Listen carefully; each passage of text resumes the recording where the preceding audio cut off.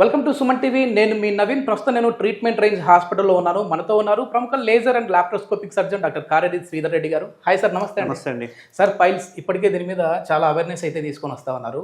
అయినప్పటికీ కొద్దిమందికి కొన్ని కన్ఫ్యూజన్స్ అయితే ఉంటా ఉన్నాయి.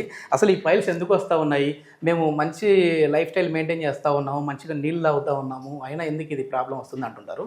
అసలు ఈ పైల్స్ వచ్చే ముందు కనిపించే లక్షణాలు ఎట్లా ఉంటాయి సార్? సో పైల్స్ అనగానే చాలా మంది భయపడతారు. ఏంటంటే రక్తం పడగానే పైల్స్ అనుకుంటుంటారు, కొంచెం పెయిన్ రాగానే పైల్స్ అనుకుంటుంటారు. అంటే మలద్వారంలో ఏది ఉన్నా ఏమైనా కానీ ఫస్ట్ గుర్తొచ్చేది మనకు పైల్స్ కాకుండా చాలా డిసీజెస్ ఉన్నాయి. కానీ మనకు మైండ్లో ఎలా చేశారంటే పైల్స్ అంటే రక్తం పడుతుంది, పైల్స్ అంటే ముద్దలాగా ఉంటాయి, పైల్స్ అంటే నొప్పి ఉంటుంది, ఒత్తుకుంటుంటుంది, నిల్చోనికి రాదు. ఒకవేళ ఏదైనా చేస్తే లోకల్ లాంగ్వేజ్లో చేస్తే కనుక వేడి చేసింది అని అంటుంటారు. యూజువల్గా వేడి చేసింది అంటే ఏంటంటే రక్తం పడుతుంది. మోషన్లో రక్తం పడ్డదంటే మన లాంగ్వేజ్లో వేడి చేసింది అని అర్థం. సో అట్లా వేడి చేయంగానే వాళ్ళకి పైల్స్ ఉన్నాయని వాళ్ళే కన్ఫర్మ్ చేసేసుకుంటాం. మనకు చేతికి కొన్ని పిలికలు లాంటివి తగులుతుంటాయి, స్కిన్ ట్యాక్స్ అంటుంటాం కదా, వాటిని పులిపిర్లు అంటుంటాం మామూలుగా. ఆ పులిపిర్ లాంటివి తగిలినా కానీ దాన్ని చూసి కూడా పైల్స్ అనుకుంటుంటాం.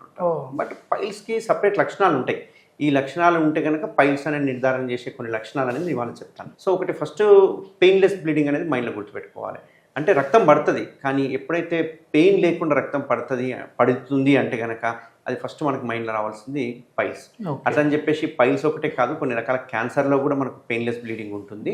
బట్ ముఖ్యంగా నార్మల్గా చూసుకుంటే, ఎందుకంటే ప్రతిసారి బ్లీడింగ్ పడ్డప్పుడల్లా అది క్యాన్సర్ ఏం కాదు అది. సో బ్లీడింగ్ పడుతుంది అంటే ఫస్ట్ మనము చూయించుకోవాలి, 100% చూయించుకోవాలి. అంటే ఏదో ప్రాబ్లం ఉంది, యానల్ కెనాల్ దగ్గర ఏదో ప్రాబ్లం ఉంది అనేది మనం ఐడెంటిఫై చేసుకోవాలి. సో ఈ పైల్స్ అనగానే ఏంటంటే ఫస్ట్ రక్తం పడుతుంది, ఆ రక్తం పడేది కూడా పెయిన్లెస్ ఉంటుంది. అండ్ రెండోది మోషన్ అడ్డం పడుతున్నట్టు ఉంటుంది. ఎందుకంటే ఈ పైల్స్ అనేవి ముద్దలుగా పెరుగుతాయి. అంటే యానల్ కెనాల్ చుట్టూ ముద్దలు పెరుగుతాయి. ముద్దలు పెరిగే వరకు ఏమవుతుంది, రోడ్డు ఏదైతే ఉందో చిన్నగా అయిపోతుంది. దగ్గరికి అయిపోయే వరకు మోషన్ రాదు అందులోకి.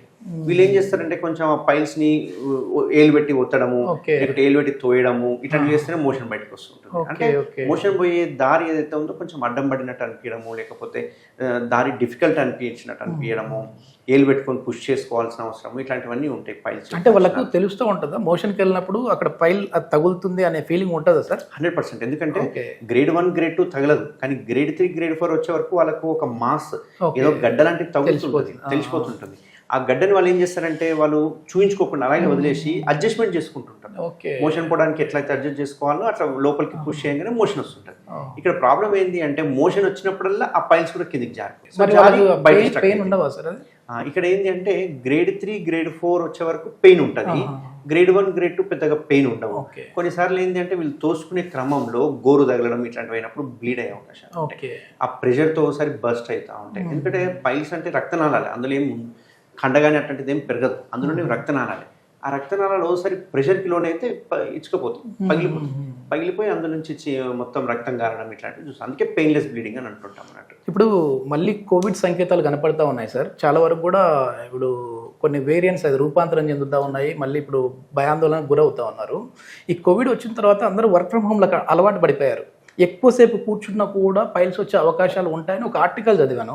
సో నిజంగానే అది ఎక్కువసేపు కూర్చుంటే మనకి పైల్స్ వచ్చే అవకాశం ఉంటుందా ఏంటి సార్? ఇక్కడ ఏంటి అంటే కోవిడ్ సరే, అది వైరస్ అనేది వేరియేషన్స్ అవుతూ ఉంటుంది. ఎవ్రీ 1 year 2 years అది చేంజ్ అవుతూ ఉంటుంది. మ్యూటేషన్స్ అంటున్నారు కదా, మ్యూటేషన్ చేంజ్ అవుతూ ఉంటుంది. కొత్త వైరస్ వచ్చే మ్యూటేషన్ ఎంతవరకు మనకు కాజ్ చేస్తుంది డిసీజ్ అనేది ఇక్కడ క్వశ్చన్ మార్క్. సో మనం తీసుకున్న వ్యాక్సిన్ వల్ల కొంచెం వరకు కవరేజ్ అనేది ఉంటుంది. అంత ఈజీగా ఫస్ట్ అటాక్ వచ్చినట్టుగా అంత ఈజీగా రాదు. అయితే ఇక్కడ కోవిడ్ అనగానే అందరికీ గుర్తొచ్చేది ఏంటి అంటే ప్రోటీన్ ఎక్కువ తీసుకోవాలి, ప్రోటీన్ తీసుకుంటేనే బాడీ ఇమ్యూనిటీ పెరుగుతుంది అని చెప్పేసి మనకు కోవిడ్ అప్పుడు 1 or 2 వేరియంట్స్ వచ్చినప్పుడు అప్పుడు మనకు అదే చెప్పారు. సో అది చెప్పే వరకు అందరూ ఏం చేశారంటే అందరు కోవిడ్ టైంలో ఎక్కువ తీసుకోవడం వల్ల చాలా మందికి కాన్స్టిపేషన్ ఇష్యూస్ స్టార్ట్ అయినాయి. ఆ టైంలోనే చాలా మంది పైల్స్తో బాధపడడం స్టార్ట్ అయ్యారు. అంతకుముందు అంత పెద్దగా డిసీజ్ లేకుండే పైల్స్ డిసీజ్, బట్ ఈ కోవిడ్ తర్వాత చాలా ఎక్కువైపోయింది. సో ఇక్కడ మీరు అడిగారు సిట్టింగ్లో కూర్చుంటే పైల్స్ ఎక్కువ వస్తాయా అని చెప్పేసి. యాక్చువల్గా సిట్టింగ్కి పైల్స్కి ఏం సంబంధం లేదు.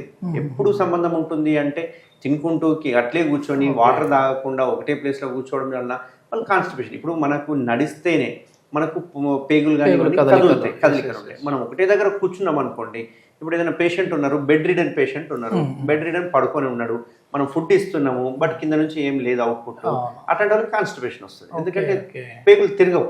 సో పేగులు మంచిగా తిరగాలంటే మంచి బ్రిస్క్ వాకింగ్ చేస్తూ ఉండాలి, వామ్ వాటర్ తాగుతూ ఉండాలి, అట్లీస్ట్ 4-5 లీటర్స్ వాటర్ తీసుకోవాలి, కొంచెం పీచు పదార్థాలు తీసుకోవాలి. ఇట్లాంటివి తీసుకొని మీరు 10 గంటలు కూర్చున్నా ఏం కాదు.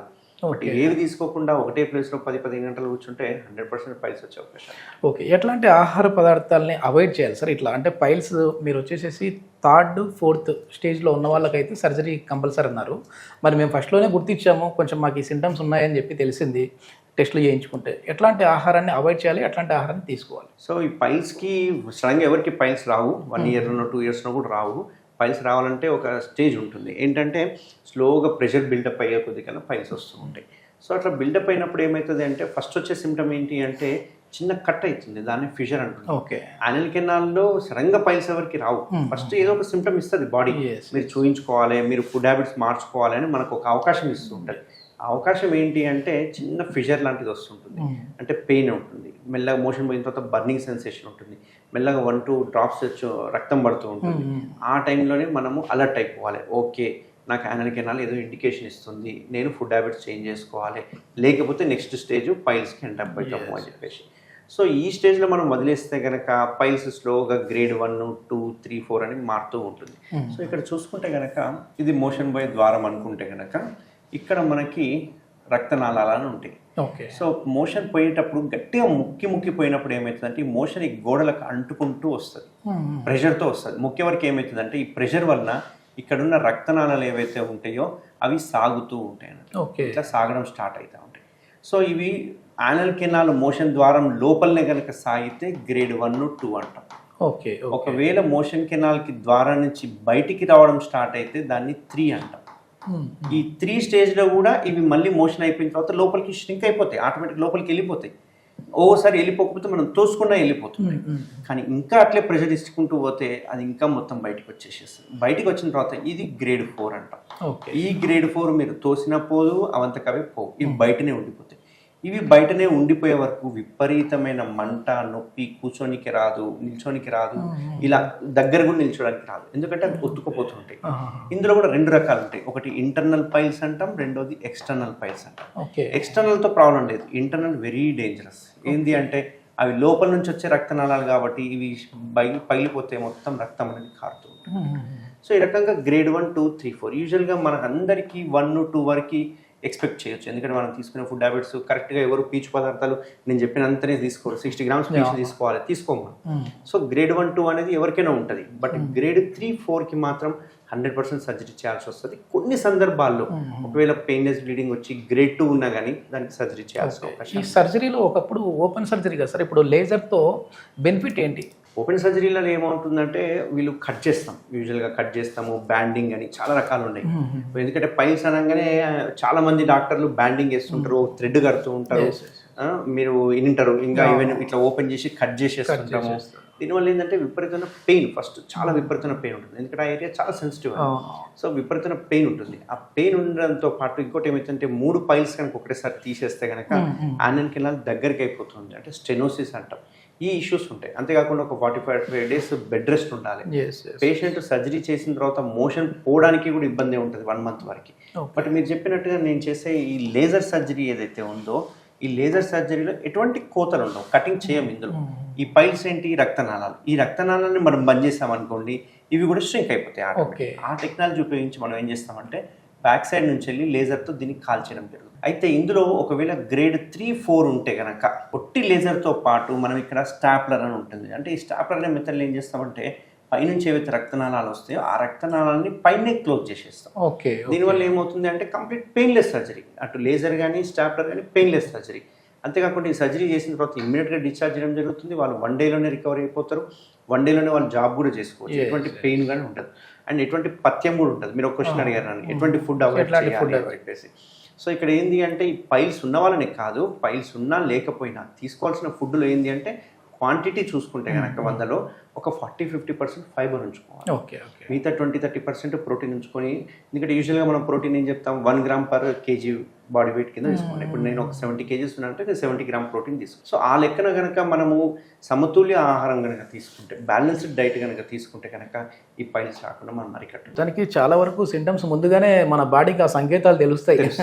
అప్పుడే జాగ్రత్త పడినామంటే ఇంతవరకు రావాల్సిన పని ఉండదు. ఆ ఫిజర్ వచ్చినప్పుడే మనం అలర్ట్ అయిపోయినామంటే పైల్స్ రాకుండా కానీ అప్పుడు కూడా నెగ్లెక్ట్ చేస్తే మాత్రం పైల్స్కి వచ్చే అవకాశం ఉంటుంది. ఈ పైల్స్ కూడా ఒకప్పటిలాగా ఓపెన్ సర్జరీ కాకుండా లేజర్తో ఈజీగా చేయొచ్చు ఇక్కడ ట్రీట్మెంట్ రేంజ్ హాస్పిటల్ అని చెప్పేసి సార్ గారు చెప్తాను. థ్యాంక్ యూ అండి. థ్యాంక్ యూ అండి.